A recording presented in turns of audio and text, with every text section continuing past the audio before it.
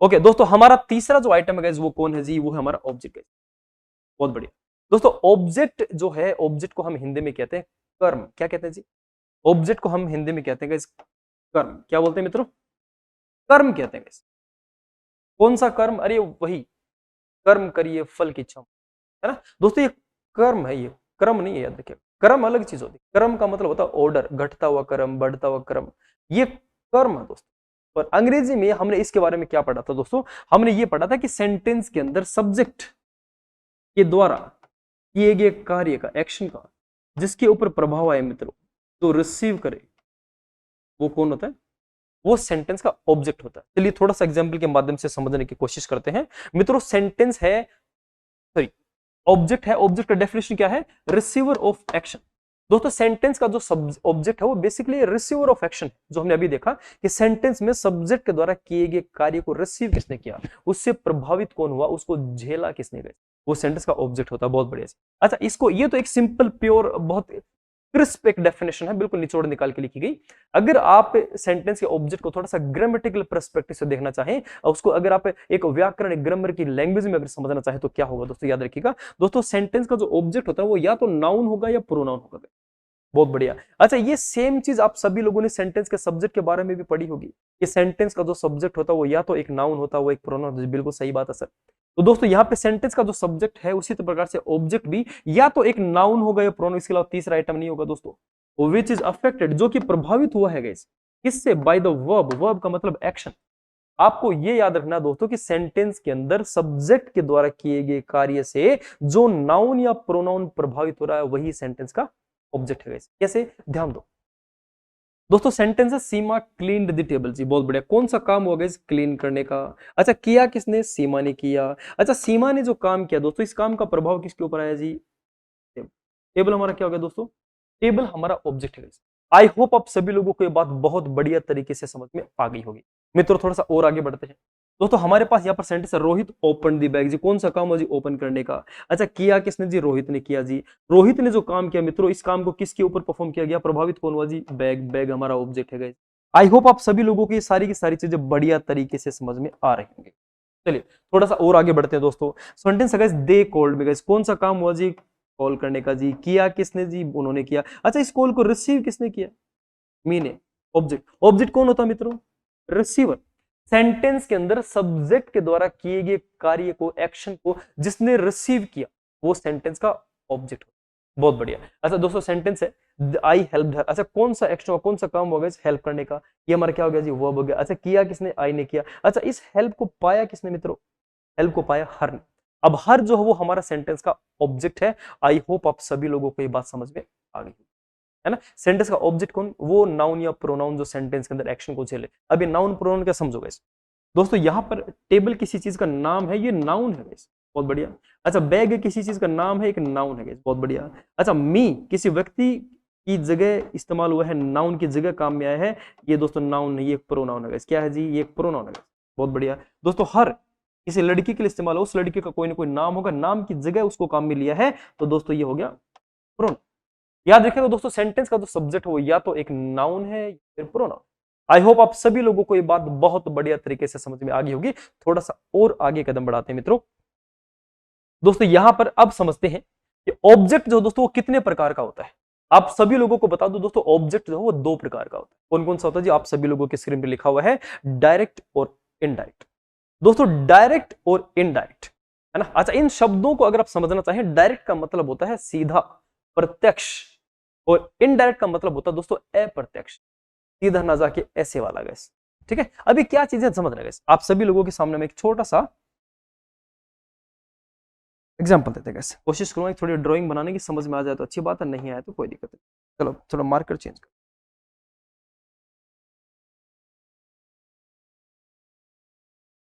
बहुत बढ़िया। अच्छा गैस, मान लीजिए एक पेड़ है दोस्तों। क्या है जी? एक पेड़ है। एक पेड़ है, और इस पेड़ पे मित्रों बहुत सारे फल लगे। क्या लगे हुए जी? बहुत सारे फल लगे। बहुत बढ़िया। दोस्तों बहुत सारे फल लगे हैं इस पेड़ के ऊपर। मान लीजिए दोस्तों यहां पर नीचे यहां पर कोई व्यक्ति खड़ा है फ्रेंड्स। इस व्यक्ति ने क्या किया दोस्तों, एक पत्थर उठाया। इस व्यक्ति ने क्या किया, इस व्यक्ति ने एक पत्थर उठाया और इस व्यक्ति ने बिल्कुल निशाना लगाया मित्र, इस पत्थर को उठा के मारा गैस, बिल्कुल बढ़िया फर्स्ट क्लास निशाना, नीरज चोपड़ा की तरह गैस। अब यहां पे दोस्तों, यहां से मान लीजिए एक फल टूटा गैस, ये फल कहां पे आ गया मित्रों, ये फल आ गया नीचे में, बहुत बढ़िया। लेकिन इस व्यक्ति ने ध्यान नहीं दिया कि पेड़ के नीचे इससे भी उदंडी प्राणी बैठा है कोई गैस, कौन है, ध्यान देना गैस। मान लीजिए दोस्तों नीचे एक कपिश बैठे, कपिश का मतलब एक बंदर बैठे, है ना, एक बार देख लीजिए गैस, आप सभी लोगों को समझ में आ रहा है दोस्तों। मान लीजिए अब इसने क्या किया, इस बंदर ने ये फल यहां से उठाया मित्रों, और ये यहां से हो गया, क्या हो गया जी, ये हो गया 9 2 11 गैस। 9 2 11 का मतलब ये यहां से चला गया। दोस्तों मेरा आप सभी लोगों से एक छोटा सा सवाल है, और वो सवाल ये है, इस पूरे के पूरे पिक्चर में दोस्तों सबसे पहले कौन से काम का जिक्र हुआ दोस्तों, काम एक्शन कौन सा हुआ, आप कहोगे सर इसमें पत्थर मारने का काम हुआ जी। दोस्तों याद रखिएगा जो पत्थर मारने का जो काम है दोस्तों, ये हमारा वर्ब है, क्या है जी, ये हमारा वर्ब है, ये थ्रू अ स्टोन, बहुत बढ़िया। तो यहाँ पे फेंकने का काम हुआ, पत्थर मारने का काम होगा। कुछ एक चीजें ऐसी हैं दोस्तों जो हाइपोथेटिकल है, इमेजिनरी है, मनगढ़ंत है, काल्पनिक है, समझिएगा इसे, बहुत बढ़िया। दोस्तों अच्छा एक बात बताइए, जो पत्थर मारने का काम इसको किया किसने, इन भाई साहब ने किया। अब ये हमारे सेंटेंस के हो गए सब्जेक्ट है जी, बिल्कुल सही बात है सर, बहुत बढ़िया। अच्छा सब्जेक्ट ने जो काम किया, इस काम का डायरेक्ट असर कहां पे, इसका सीधा प्रभाव कहां पे गया, आप कहेंगे सर सबसे पहले प्रभाव आया इस फल के ऊपर। तो दोस्तों इससे याद रखिएगा, ये जो फल है ना दोस्तों, ये है हमारा डायरेक्ट ऑब्जेक्ट। ये क्या है जी, ये हमारा डायरेक्ट ऑब्जेक्ट है। सेंटेंस के अंदर ये जो फल है दोस्तों, ये हमारा डायरेक्ट ऑब्जेक्ट है, बहुत बढ़िया। आप कहोगे चल ठीक है सर। अच्छा एक बात बताओ दोस्तों, ये जो डायरेक्ट ऑब्जेक्ट है ये नीचे आ गया, इसको रिसीव किसने किया, बंदर ने। दोस्तों याद रखिएगा बंदर जो है ना, वो हमारा इनडायरेक्ट ऑब्जेक्ट, वो क्या है जी। अब कंक्लूजन क्या निकला इसका, इसका निष्कर्ष क्या निकला दोस्तों, कैसे, देखिए इसका निष्कर्ष ये निकला, मैं मेरी नजर से बताता हूं दोस्तों। सेंटेंस में सब्जेक्ट ने जो एक्शन किया दोस्तों, इस एक्शन का डायरेक्ट प्रभाव जिसके ऊपर आया वो डायरेक्ट ऑब्जेक्ट। और दोस्तों डायरेक्ट ऑब्जेक्ट जो है, इसको जिस व्यक्ति ने रिसीव किया दोस्तों, वो हो गया इनडायरेक्ट ऑब्जेक्ट। ये ऐसे चलेगा गाइस, आप सभी लोगों को याद रखना है। सेंटेंस में सब्जेक्ट के द्वारा किए गए एक्शन का जिसके ऊपर डायरेक्ट प्रभाव है डायरेक्ट ऑब्जेक्ट, और डायरेक्ट ऑब्जेक्ट को जो कोई रिसीव करे वो होता है इनडायरेक्ट ऑब्जेक्ट, है ना दोस्तों। ऑब्जेक्ट चाहे डायरेक्ट हो चाहे इनडायरेक्ट, दोनों के दोनों रिसीवर होंगे गाइस, क्या होंगे, रिसीवर। ये भी कुछ ना कुछ रिसीव करेगा, ये भी कुछ ना कुछ रिसीव करेगा। अच्छा सोच के देखिए, इस फल ने क्या रिसीव किया, आप कहोगे सर फल ने तो पत्थर को रिसीव किया, और पत्थर मारने का क्या था दोस्तों, एक्शन। इसका मतलब डायरेक्ट ऑब्जेक्ट जो है, जो फल है, इसने क्या रिसीव किया, इसने एक्शन को रिसीव किया। तो दोस्तों डायरेक्ट ऑब्जेक्ट कौन होता है, रिसीवर ऑफ एक्शन। सेंटेंस के अंदर जो एक्शन हुआ, उस एक्शन को झेलने वाला व्यक्ति, उस एक्शन को रिसीव करने वाला व्यक्ति सेंटेंस का डायरेक्ट ऑब्जेक्ट। बहुत बढ़िया। अब बात करते हैं दोस्तों इनडायरेक्ट ऑब्जेक्ट की। अच्छा बताओ, देखिए इनडायरेक्ट ऑब्जेक्ट कौन होता है मित्रों, सर इनडायरेक्ट ऑब्जेक्ट होता है जो डायरेक्ट ऑब्जेक्ट को ही रिसीव कर लेता है, बहुत बढ़िया, डायरेक्ट ऑब्जेक्ट को ही रिसीव कर लेता है, बहुत बढ़िया। अब यहां पे दोस्तों याद रखिएगा इनडायरेक्ट ऑब्जेक्ट कौन होगा, जो रिसीव करता है किसको, डायरेक्ट। आई होप आप सभी लोगों को ये बात समझ में आ गई होंगे गाइस, अगर समझ में ना आए तो इसको एक बार 2 3 बार रिपीट कर करके देखिए, आपको सारी की सारी चीज कनेक्ट हो। ठीक है जी, आप इतना याद रखिए, सेंटेंस के अंदर सब्जेक्ट के द्वारा किए गए कार्य का जिसके ऊपर डायरेक्ट असर जाए वो डायरेक्ट ऑब्जेक्ट है, और कोई डायरेक्ट ऑब्जेक्ट को ही रिसीव कर ले वो हो गया इनडायरेक्ट ऑब्जेक्ट। बहुत बढ़िया, एग्जांपल से समझते हैं, थोड़ा और बेहतर समझ में दोस्तों। अब आप सभी लोगों के सामने 2 सेंटेंस है। सेंटेंस है सीमा ऑफर्ड मी वाटर, सीमा ने ऑफर किया मुझे पानी। दोस्तों काम कौन सा हो बताओ, देखें। आप कहोगे सर ऑफर करने का, बहुत बढ़िया जी। अच्छा किया किसने, सीमा ने किया जी। दोस्तों 2 वर्ड है मी और वाटर। अब आप सभी लोगों से एक छोटा सा दिमाग लगाइए, आपके इनमें डायरेक्ट कौन है और इनडायरेक्ट कौन है ना। आप में से बहुत सारे लोग गलतियां कर जाएंगे, कहेंगे सर ये वाला डायरेक्ट है, ये वाला इनडायरेक्ट, क्योंकि सर असर पहले तो आदमी पे हुआ, पहले तो मुझ पे हुआ गया है ना, ऐसा नहीं दोस्तों। अच्छा सोच के देखिए दोस्तों, ये जो काम है, सीमा ने ऑफर किया मुझे पानी, तो इस काम का पहले प्रभाव कहां पहुंचा होगा, इसका पहले प्रभाव गया होगा उस पानी के ऊपर, पहले पानी को लाया गया होगा, पहले प्रभाव यहां पे आया। ये डायरेक्ट ऑब्जेक्ट है, ये क्या है जी, ये हमारा डायरेक्ट ऑब्जेक्ट। दोस्तों जो व्यक्ति डायरेक्ट ऑब्जेक्ट को रिसीव करता है वो कौन होता है जी, वो होता है इनडायरेक्ट ऑब्जेक्ट। इस पानी को पाया किसने दोस्तों, मी ने। बताओ देखिए इस फल को इस फल को पाया किसने? बंदर ने पाया। तो जो डायरेक्ट ऑब्जेक्ट को रिसीव करता है वो इनडायरेक्ट ऑब्जेक्ट होता है। तो बताओ देखेंगे यहां पर इस पानी को पाया किसने, इसको रिसीव किसने किया दोस्तों? मी ने। मी हमारा इनडायरेक्ट ऑब्जेक्ट। बहुत बढ़िया। अच्छा सेंटेंस है कि दे गिफ्टेड, उन्होंने गिफ्ट किया। बहुत बढ़िया। अच्छा सुनील को एक कार। तो दोस्तों पहले जो एक्शन हुआ किस पे हुआ दोस्तों? गिफ्ट करने का। ये हुआ कार के ऊपर। बहुत बढ़िया। अच्छा कार मिली किसको मित्रों? कार मिली सुनील को। सुनील हो गया हमारा इनडायरेक्ट ऑब्जेक्ट। आई होप आप सभी लोगों को ये बात समझ आ गई। दोस्तों सेंटेंस के अंदर ऑब्जेक्ट चाहे डायरेक्ट हो चाहे इनडायरेक्ट, दोनों के दोनों रिसीवर होते हैं, वे कुछ ना कुछ रिसीव करते हैं। तो अब यहाँ का कैलकुलेशन क्या बनता है दोस्तों? यहाँ का कैलकुलेशन हमने ये समझा कि सेंटेंस के अंदर सब्जेक्ट होता है, उसके बाद दोस्तों उसके बाद उसमें वर्ब होता है। क्या होता है जी? उसके बाद उसमें वर्ब होता है, उसके बाद हमें उसके अंदर इनडायरेक्ट ऑब्जेक्ट दिखेगा, और उसके बाद क्या होगा दोस्तों? उसके बाद डायरेक्ट ऑब्जेक्ट। लेकिन ऐसा हमेशा हो जरूरी नहीं दोस्तों, हो सकता है ये इक्वेशन कभी कभी चेंज भी हो सकती है। एक काम करते हैं, डायरेक्ट ऑब्जेक्ट को पहले ले आते हैं, इनडायरेक्ट को बाद में ले जाते हैं। मान लीजिए ये वाला है, ये कार पहले ले आओ, सुनील को बाद में ले जाओगे। कैसे कहोगे गाइस? सेंटेंस हो जाएगा दे गिफ्टेड। अच्छा उसको पहले ले आओ, दे गिफ्टेड अ कार। अब सुनील को उधर लेके जाओगे दोस्तों, सुनील अकेला ले जाएगा। यहाँ पे सुनील अपने साथ एक बॉडीगार्ड लेके आएगा गाइस, उसको क्या कहेंगे दोस्तों? वो टू है गाइस। तो they gifted a car to Sunil. दोस्तों सेंटेंस ये भी ठीक है, और इसी सेंटेंस का दूसरा रूप है, कहने का दूसरा तरीका, बात वही है, सेंटेंस वही है। और यहाँ पे सेंटेंस का गिफ्ट जो है दोस्तों वो एक वर्ब है, किया उन्होंने, और पहले एक्शन तो कार पे हुआ दोस्तों, ये अभी भी डायरेक्ट ऑब्जेक्ट ही है। लेकिन दोस्तों अब इसका नाम थोड़ा चेंज हो गया दोस्तों। यहां पर सुनील इनडायरेक्ट ऑब्जेक्ट था, लेकिन यहां पर सुनील जो है ना दोस्तों, अब वो इस प्रेपोजिशन का ऑब्जेक्ट है। किसका ऑब्जेक्ट है? इस प्रेपोजिशन का ऑब्जेक्ट है, और इसीलिए सुनील को भी क्या कहेंगे दोस्तों? इसको कहेंगे ऑब्जेक्ट ऑफ प्रेपोजिशन। क्या बोलेंगे? Object of preposition. और ये जो टू है ना दोस्तों, ये एक प्रेपोजिशन। अब ये क्या होता है दोस्तों? ये थोड़ा सा डिटेल की बात है, जब हम प्रेपोजिशन करेंगे तो इसके बारे में थोड़ा सा हम देख लेंगे।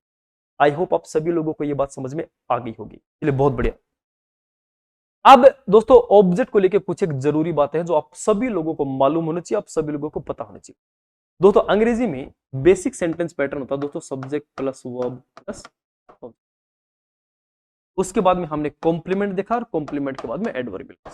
हमने यहां तक की चीजों को समझने की कोशिश की। दोस्तों सेंटेंस के अंदर सब्जेक्ट वर्ब और ऑब्जेक्ट, याद रखिएगा मित्रों कि सेंटेंस के अंदर, हालांकि basic sentence pattern subject verb object हम ये मानते आए हैं, दोस्तों यहां पर एक सेंटेंस के अंदर ऑब्जेक्ट जो है, ये सेंटेंस के अंदर ऐसे कोई बहुत रिक्वायरमेंट, बड़ी रिक्वायरमेंट कि सेंटेंस के अंदर ऑब्जेक्ट होगा ही होगा।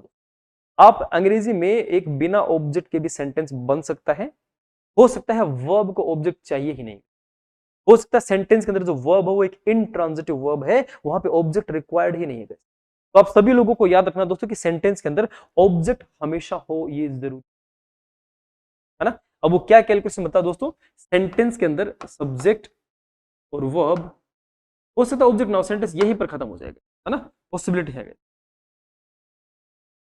हो सकता है सेंटेंस ये खत्म हो जाएगा, है ना। अब जैसे सेंटेंस है बर्ड्स फ्लाई, दोस्तों इस सेंटेंस के अंदर हमारे पास वर्ब है और सब्जेक्ट है, ऑब्जेक्ट नहीं है गाइस, और ना ही हमें जरूरत है गाइस। यहाँ पर जो ऑब्जेक्ट है दोस्तों उसकी रिक्वायरमेंट नहीं, क्योंकि फ्लाई एक ऐसा वर्ब है जिसको ऑब्जेक्ट चाहिए नहीं गाइस, ये एक इंट्रांजिटिव वर्ब है। बहुत बढ़िया जी ना। पहली बात हमें क्या समझे कि ऑब्जेक्ट हमेशा हो जरूरी नहीं है दोस्तों। दूसरा इंपॉर्टेंट बात हमने क्या देखा गाइस कि सेंटेंस के अंदर ऑब्जेक्ट तो दो प्रकार के होते हैं, है ना, डायरेक्ट होता है उधर इनडायरेक्ट होता है। लेकिन आपको एक चीज और ध्यान रखनी है दोस्तों, वो ये है, पहली बात तो ऑब्जेक्ट हो जरूरी नहीं है। दूसरा इंपॉर्टेंट बात, अगर ऑब्जेक्ट है तो वो या तो नाउन होगा दोस्तों या प्रोनाउन होगा, इसके अलावा वो ऑब्जेक्ट हो ही नहीं सकता। सेंटेंस के अंदर सिर्फ नाउन प्रोनाउन ही सेंटेंस का ऑब्जेक्ट हो सकते हैं, इसके अलावा कोई और आइटम सेंटेंस का ऑब्जेक्ट नहीं होगा। ठीक है, बहुत बढ़िया। तीसरा इंपॉर्टेंट बात वैसे, तीसरा इंपॉर्टेंट बात मित्रों ये है कि बंदर तभी होगा जब आम होगा। क्या समझे दोस्तों? याद रखिएगा एक सेंटेंस के अंदर इनडायरेक्ट ऑब्जेक्ट तभी होगा जब सेंटेंस में डायरेक्ट ऑब्जेक्ट। इनडायरेक्ट ऑब्जेक्ट होने के लिए सेंटेंस में पहले डायरेक्ट ऑब्जेक्ट चाहिए, क्योंकि इनडायरेक्ट ऑब्जेक्ट कौन होता है? जो डायरेक्ट ऑब्जेक्ट को रिसीव करता है। अगर फल ही नहीं होगा तो बंदर का तो जिक्र भी नहीं होगा, सिंपल सी बात है, क्योंकि बंदर कौन है? जो फल को रिसीव करेगा। तो इनडायरेक्ट ऑब्जेक्ट तभी होगा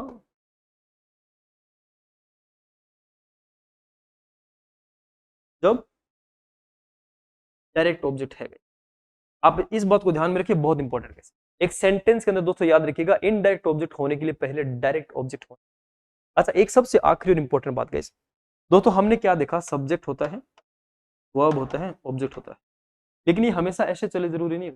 सेंटेंस के अंदर दोस्तों सब्जेक्ट हो सकता है, वर्ब हो सकता है, उसके बाद ऑब्जेक्ट के अलावा दोस्तों कॉम्प्लीमेंट भी हो सकता है। आपको ये याद रखना है गाइस, ऑब्जेक्ट की जगह कौन ले सकता है मित्रों, ऑब्जेक्ट की जगह ले सकता है कॉम्प्लीमेंट। बहुत बढ़िया दोस्तों, हमने एक सेंटेंस के तीनों घटकों को गाइस, सब्जेक्ट को, वर्ब को और ऑब्जेक्ट को जितना हो सका उतना सिंप्लीफाइड मैनर के अंदर मैंने आप सभी लोगों को समझाने की कोशिश की है। आई होप आप सभी लोगों को ये बहुत बढ़िया तरीके से समझ में आ गया होगा। दोस्तों ये जो तीनों चीजें हैं, आपकी हर सेंटेंस के अंदर आपको किसी न किसी रूप में आपको नजर आएंगी, तो आपको इनको पहचानना थोड़ा आसान हो जाएगा। आप सभी लोगों को लैंग्वेज के बेसिक्स का अगर आइडिया है दोस्तों, तो आपको क्वेश्चन अटेम्प्ट करना बड़ा आसान हो जाता है। आई होप आप सभी लोगों को ये हेल्प करेंगे। आपको सभी को ये वीडियो अंत तक देखना है, नोट्स बनाने हैं दोस्तों, और आप सभी लोगों को अगर किसी प्रकार का कोई डाउट, कोई क्वेरी, क्वेश्चन हो, तो आप सभी लोग don't hesitate to leave a comment. I will be more than happy to answer your questions. आप सभी लोग लिखें दोस्तों, उसके बारे में हम रिप्लाई करेंगे।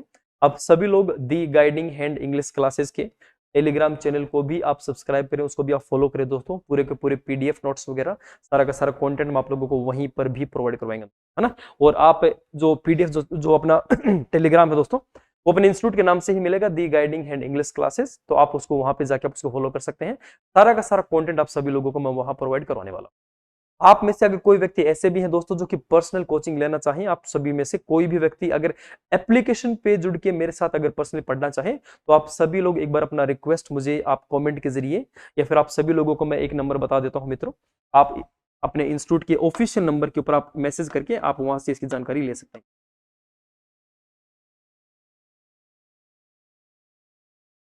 दोस्तों ये अपने इंस्टीट्यूट का एक ऑफिशियल नंबर है, इस नंबर पे कांटेक्ट करके आप सभी लोग आप कोर्सेज के रिगार्डिंग आप जानकारी ले सकते हैं। आप लाइव क्लासेस लेना चाहें उसके रिगार्डिंग आप बता सकते हैं। आप कोई कोर्स परचेज करना चाहें, you can let us know about this case. बहुत बढ़िया दोस्तों, आप सभी लोगों का बहुत बहुत धन्यवाद एंड तक बने रहने के लिए, आप सभी लोगों को इस वीडियो को एंड तक देखने के लिए। Thank you so much. We will meet in the next video and a video that is going to help you in much better way. Thank you so much. Have a great evening. Thank you. Take care. Bye bye.